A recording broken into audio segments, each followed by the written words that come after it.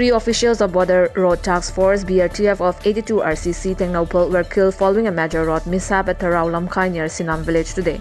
The BRTF officials were identified as Rakesh Kumar, Rajesh Saharia and J. Devender Reddy. The bodies were found during a search operation by a team of Tengnoupal police, a report said.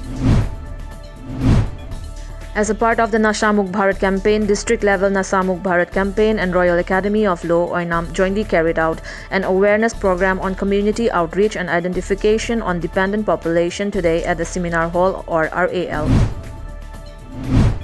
An educational lawn mela was held today at Panchayat Bhavan in DC Imphal East Complex, Porompat. The lawn mela was organized by District Administration Imphal East in collaboration with DLCC Imphal East.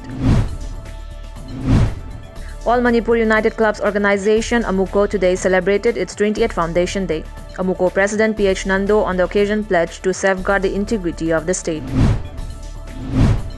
MP Dr. R.K. Ranjan in the Lok Sabha urged for inclusion of specific yojana for the Northeast region in Bharatmala Pariyojana under Ministry of Road Transport and Highways. Ranjan also expressed concern over delaying the construction work on an 11-kilometer land Imphal-Jiribam railway line for many years now.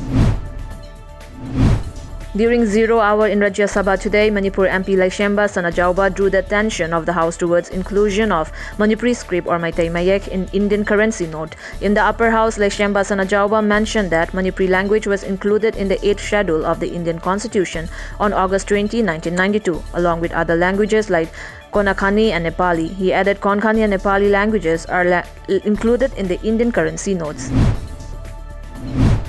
Supporters of ousted Myanmar leader Aung San Suu Kyi defied the junta's call to halt mass gatherings today as hundreds of thousands joined nationwide demonstrations, with many urging Washington to toughen sanctions imposed on the ruling generals.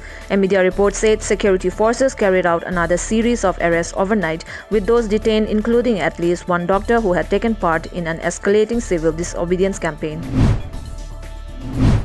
A week after the UK's media watchdog stripped Beijing state broadcaster of its license in Britain, China has officially banned BBC's World News television channel from broadcasting in the country.